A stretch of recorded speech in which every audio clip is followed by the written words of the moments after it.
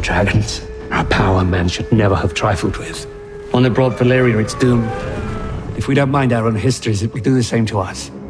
I was fascinated in going back to that time of high decadence and peace and prosperity and seeing the Targaryens at their height. The height of an empire usually means the height of its technology, and so we had to show this idea that this was an opulent and decadent group of people. So you get to see what the realm looks like before it descends into the detritus and post-decadence of war that you see in the original series. Jim and his team created this really immersive environment for not only the cast, but the crew to realize this world and again, immerse people into something. The Red Keep composite was the jewel of the whole piece for me because that's where the bulk of the action is taking place in this season.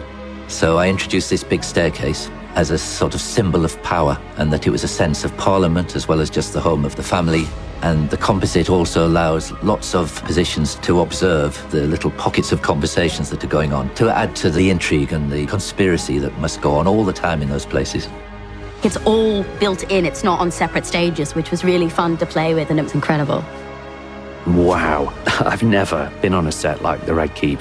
Part of the discussion about the Red Keep and all of the familiar locations, particularly the familiar set, is I need to be able to shoot in every direction without it becoming a visual effect, and you can certainly do that on the Red Keep. We were 200 years in the past, and so Valyrian architecture, we wanted it to be quite brutalist quality to the Targaryens, which then found its way to King's Landing, but is not very represented in the original show. We have utilised some of the assets from Game of Thrones, but obviously the set decorate and design team, they want to create a fresh look. It's so relatable to Game of Thrones, but it's got to be its own entity. So stuff from their archive that wasn't used that we've repurposed and turned into something.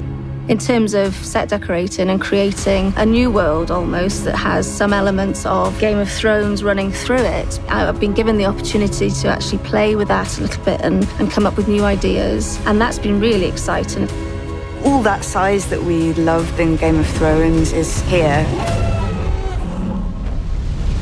Dragon's Cell is one thing, but the Iron Throne is the most dangerous seat in the realm.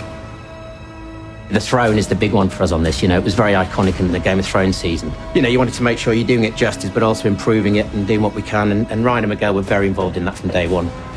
I was fascinated with this idea of what if the throne had changed over time in Westeros, and what if there was a whole story to tell about the kind of devolution of the throne to the thing that you see in the original series. This was all about the power of the Targaryen dynasty, and so every element in that throne represented a fallen warrior. The operatic quality meant we needed to reconfigure the throne room, and as a result, the throne kind of spread out and became this carpet of swords.